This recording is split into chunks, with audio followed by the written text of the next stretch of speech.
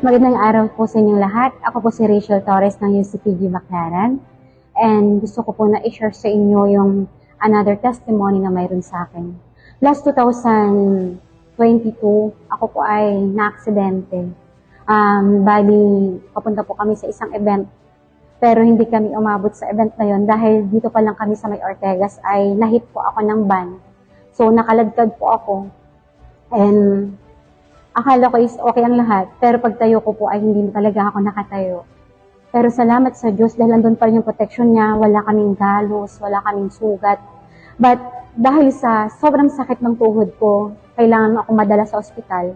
So pagdating po namin ng ospital, we find out by x-ray na yung tuhod ko sa kaliwa ay na-fracture siya. So kulang na lang talaga siya, is madurog talaga siya dahil sa sobrang dami niyang crack. And may natanggal pang part.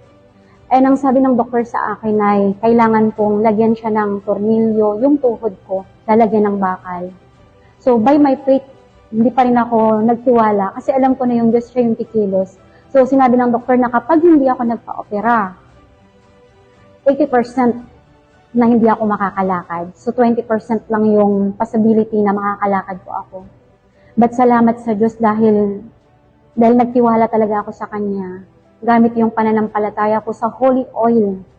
Ginamit din ng Diyos yun. Araw-gabi ko siyang nilagay. Every time na matutulog ako, nilalagyan ko siya ng holy oil.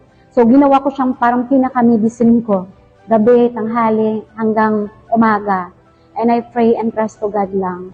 After 3 months na nilagyan ng semento yung pako, kasi hindi ko po talaga siya pina-opera. Nagtiwala talaga ako 100% sa Diyos na ako ay makakalakad na muli.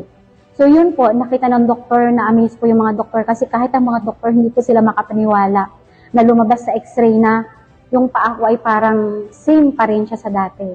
And yun po yung isa na pananampalataya ko. And salamat sa Diyos dahil ginamit niya rin tong holy oil na ito para ako'y lalong mas maging malakas at makalakad na muli. And gusto ko po na i-share sa inyo na don't miss the opportunity na magkakaroon tayo ng bigayan ng holy oil na ito. So, isang oportunidad to na gamitin natin sa pamilya natin and sa atin din. Always na kapag ginawa natin yung part natin, yung Diyos gagawin niya rin po. Glory all to God. Sa pangalan ni Jesus. Thank you.